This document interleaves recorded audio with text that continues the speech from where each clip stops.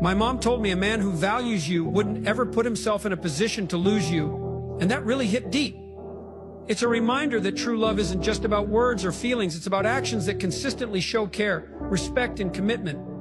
When someone truly values you, they'll prioritize you, protect what you share, and never take the bond you have for granted. A man who values you understands your worth and cherishes the role you play in his life. He won't risk losing you through neglect, dishonesty, or indifference. Instead, he'll do everything he can to nurture your connection, make you feel secure, and ensure you know just how much you mean to him. Those words from my mom resonate because they're a simple truth about love and respect. The right person will never make you question their intentions or their devotion. They'll make you feel chosen every single day, and that's the kind of love worth waiting for. If you're not following Inspire Motive, you probably may never see me again. But if you are, congratulations, you're moving forward every day.